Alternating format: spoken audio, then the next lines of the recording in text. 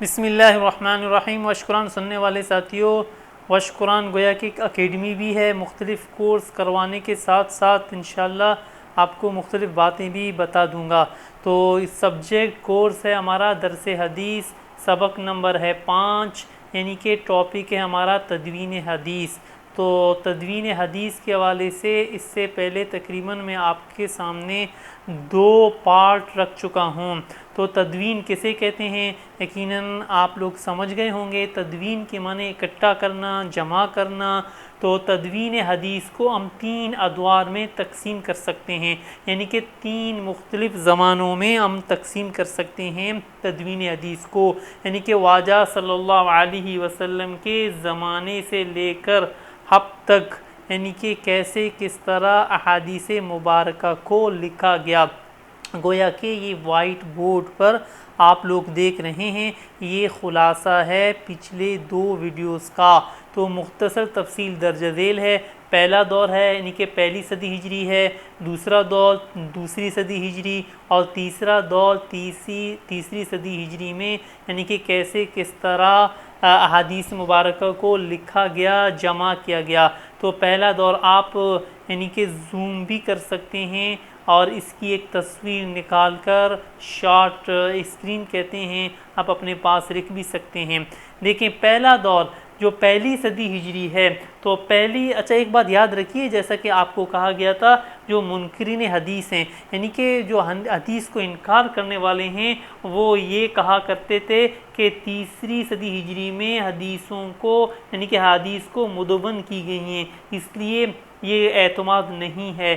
دراصل وہ اصلی صورت الباقی رہی ہوں، یہ مغالطہ مفتی تقی عثمانی صاحب عرض کر دیتے ہیں کہ یہ مغالطہ اصل میں بے بنیاد ہے، اس لیے کہ سب سے پہلے یہ دیکھنا چاہیے کہ حدیث کی حفاظت کا واجہ صلی اللہ علیہ وسلم کے زمانے سے لے کر اب تک، یعنی کہ ہمارے زمانے میں اب تک کیا ہے تمام ہوا۔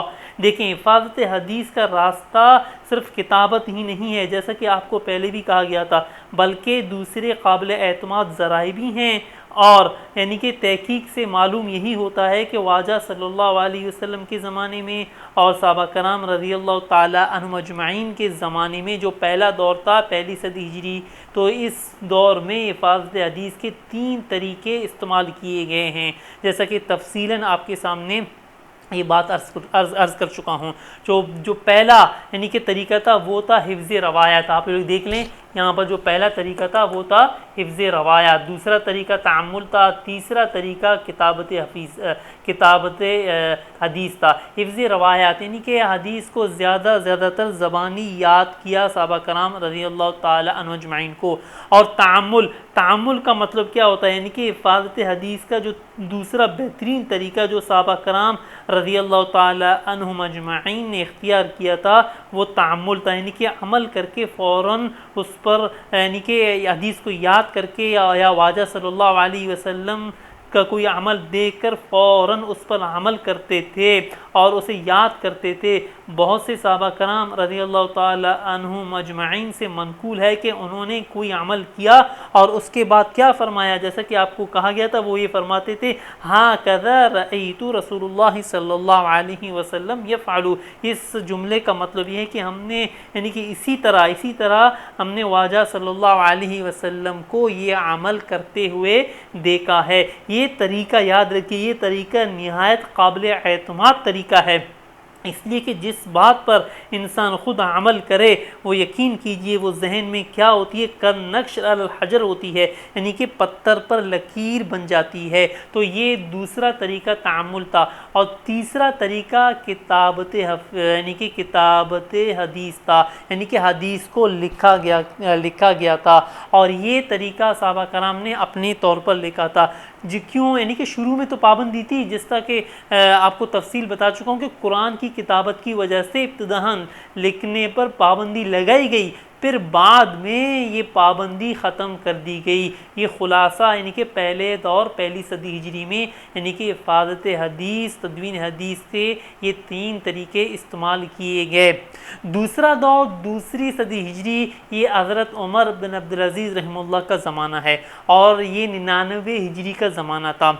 اور اس دور میں باقاعدہ طور پر سرکاری سطح پر یعنی کہ حضرت عمر بن عبدالعزیز رحمہ اللہ نے اس بات کو دیکھا کہ بڑے بڑے جو صحابہ تھے وہ اس دنیا سے تقریباً کوچ کر چکے تھے، اکا دکا کوئی صحابہ کرام رضی اللہ تعالی عنہم اجمعین حیات تھا، تو غنیمت سمجھا حضرت عمر بن عبدالعزیز رحمہ اللہ نے، اور باقاعدہ طور پر حکم نامہ جاری کیا، فرمان جاری کیا، اور مختلف یعنی کہ شہروں کے ہاں، گورنروں کے ہاں، علماء کے پاس اپنے فرمان کو، حکم نامے کو جاری کیا، اور کہا کہ بھئی احادیث کو باقاعدہ طور پر قلم بند کیا جائے۔ تو اس دور میں کتاب الآثار جو مشہور کتاب ہے امام اعظم ابو حنیفہ رحمہ اللہ کی، اور دوسری کتاب الموطا امام مالک رحمہ اللہ، اور الموطا امام مالک رحمہ اللہ کے بارے میں اس کتاب کے حوالے سے یہ کہا جاتا ہے یعنی کہ اصح الکتب بعد کتاب اللہ، یعنی کہ کتاب اللہ کے بعد جو سب سے درست کتاب وہ ہے امام مالک رحمہ اللہ۔ تو یہ آج یعنی کہ تیسری صدی ہجری میں یہ جو لقب تھا الموطا کا، امام بخاری رحمہ اللہ نے لے لیا، یعنی کہ امام بخاری رحمہ اللہ کی کتاب نے یہ لقب لے لیا تھا۔ پہلے یہ لقب الموطا جو امام مالک رحمہ اللہ کی کتاب ہے اس کو یہ لقب ملا ہوا تھا۔ یہ خلاصہ ہوا دوسرا دور یعنی کہ دوسری صدی ہجری کا، اور تیسرا دور تیسری صدی ہجری، اور یہ تیسری صدی ہجری احادیث لکھنے کا شاندار دور کہلاتا ہے، اور واقعی اس میں مختلف یونیورسٹیز، کالج اور ادارے بنائے گئے، اور باقاعدہ طور پر لوگوں نے اپنے بچوں کو احادیث لکھنے کے حوالے سے بھیج دیا تھا، حدیث یاد کرنے کے حوالے سے باقاعدہ طور پر یعنی کہ ایک تعلیمی ادارے بنائے گئے تھے۔ اور اسی دور میں یعنی کہ تیسری صدی ہجری میں جو مشہور کتب احادیث ہیں صحاح ستہ کی تالیف ہوئی، یعنی کہ صحاح ستہ 6 کتابوں کو کہا جاتا ہے۔ امام بخاری رحمہ اللہ کی کتاب ہے، صحیح البخاری کتاب ہے، اور صحیح مسلم شریف کی کتاب ہے، اور جامع ترمذی ہے، سنن ابی داؤد ہے، سنن نسائی ہے، اور یعنی کہ سنن ابی داؤد ہے۔ تو یہ 6 کتابیں مشہور ہیں، تو صحاح ستہ کے حوالے سے یعنی کہ ستہ کے معنی 6 ہیں۔ تو بہرحال خلاصہ کلام یہی ہوا، انشاءاللہ اگلی جو ویڈیو ہوگی وہ باقاعدہ طور پر امام بخاری رحمہ اللہ کی زندگی کے بارے میں آپ کو بتا دوں گا، اور صحیح البخاری بھی باقاعدہ طور پر میں آپ کو دکھا دوں گا۔ تو اس کے علاوہ جو صحاح ستہ کی جو تالیف ہوئی کیسے کس طرح ہوئی، امام مسلم رحمہ اللہ نے صحیح مسلم شریف کو کیسے کس طرح لکھا، اور امام بخاری رحمہ اللہ نے صحیح بخاری کو کیسے کس طرح لکھا، تو انشاءاللہ وش قرآن سننے والے ساتھیوں اس حوالے سے باقاعدہ طور پر انشاءاللہ جو سبق نمبر 6 ہوگی تو انشاءاللہ باقاعدہ طور پر اس پر میں بنانے کی کوشش کروں گا۔ آج اتنا ہی کافی ہے ہماری طرف سے۔ السلام علیکم۔